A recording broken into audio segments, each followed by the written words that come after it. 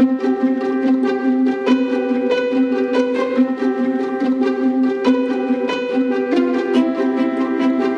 I've got to tell you, this podcast thing is all right, but I found out this past week that in real life is even better. Welcome to this week's episode of Free Your Inner Guru. I'm your host, Laura Tucker. As I was collecting my thoughts before sitting down to record, I happened to glance up at the time and date on my computer screen, and in that moment I realized that it's 7 months to the day since the release of the first Free Your Inner Guru podcast episode. What a journey it has been. I feel almost ready to launch this thing.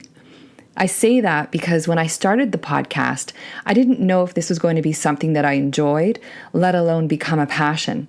And I wanted to make sure that it was something that I could sustain before I proclaimed it to the world. It was a quiet launch, or I should say, there was no launch. I just started doing it. Despite conventional marketing thinking, my inner voice was telling me to just get it out there and see how it went. 7 months later, we are 23 episodes in, and the podcast is attracting new listeners all the time.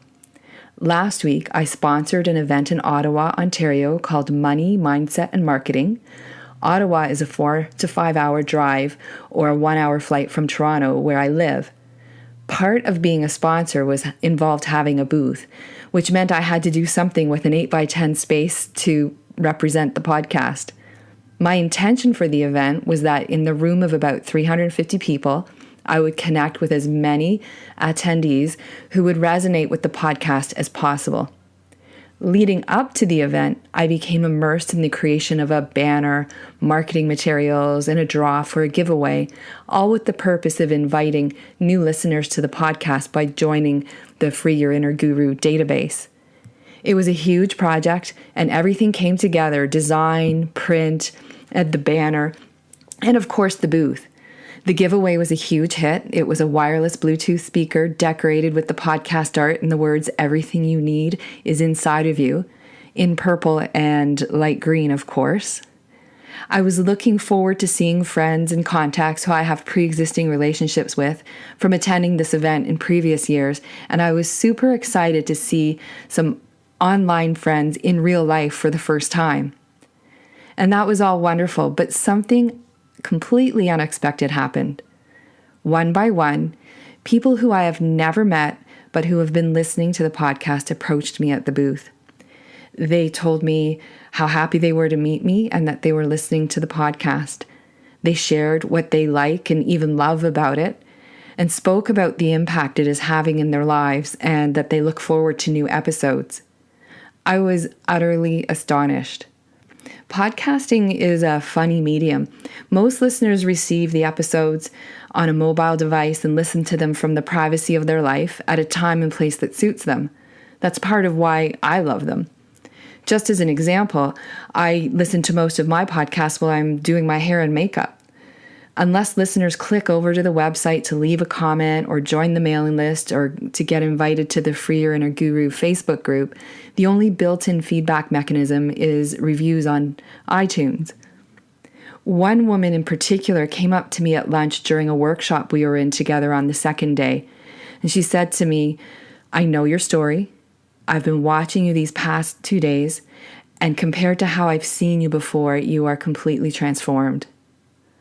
I forget sometimes that there is a very public record of my personal journey and struggle in the form of a video here and there online and in the documentary Enlighten Us. And that struck very close to home for me, because that's the type of transformation that I intend for each and every one of my clients as I support them in finding what's true and right for them. To have that experience mirrored back at me was pretty emotional. If I look at myself today compared to a year ago when I was equally dreading and anticipating the broad release of Enlighten Us, or to 2 and 3 years ago when I re-embraced coaching, let alone 7 or 8 years ago, I do see and hear a different version of me. And that's what makes doing the heavy lifting of your inner work worthwhile. But back to the state of the podcast, there's 2 things that I want to share that came to the forefront last week. First, Receiving that feedback had the singular effect of inspiring me to up the game here on Free Your Inner Guru. The show description is big, real conversations about leadership, personal growth, entrepreneurship, spirituality, and the self-help industry. I have a list of dream interview guests to bring on here to have those big conversations. They've been tremendous resources for me, and I want to share them with you so we can have the leadership conversation and get into why raising your consciousness is the number one imperative to become who you want to be in this lifetime. There was also a conversation that surfaced repeatedly over the course of 2 days in a room full of primarily women entrepreneurs, and it wasn't about work-life balance. It was a true desire to be able to have a sustainable, successful business that is financially rewarding and have it be an authentic expression of its owner. The recurring question was, how do I reconcile all the doing it's going to take to achieve success and have an intentional business? How do you navigate these two worlds, the traditional, action-oriented, go approach to business, and the non-traditional, intuitively guided approach that I know is both healthier and more sustainable for me? We are going to explore that in depth here. This question is a question about becoming aligned with your spiritual beliefs and the wisdom of your higher self, and then making it tangible through aligned action and results. It's a big conversation, and what better place to have it than a podcast called Free Your Inner Guru? Second, for the past several months, I've been getting these not-so-subtle nudges to get out from behind the computer and microphone and take Free Your Inner Guru into real life and on the road. One of the big podcasts I listen to regularly is called The Minimalists. They had a stop here on their live tour in Toronto, and I went out of podcast curiosity. The format of the evening was a talk by the hosts, Josh and Ryan, followed by a live recorded Q&A that is released a few weeks later as a podcast episode. We human beings are social creatures. We need face-to-face contact, and many of us have become conditioned to settling for a lesser screen-to-screen substitute. I'm looking into what technology I'd need to do a more intimate version of this type of event here and in other cities. I truly believe that's the next step for this Free Your Inner Guru journey. I'm sure you can hear what an injection of energy the in real life experience of last week was for me. In signing off today, I want to thank you for your time, your attention, your support, and your energy. And I want to welcome the new listeners who I met last week. I hope you enjoy the ride and look forward to hearing from you soon.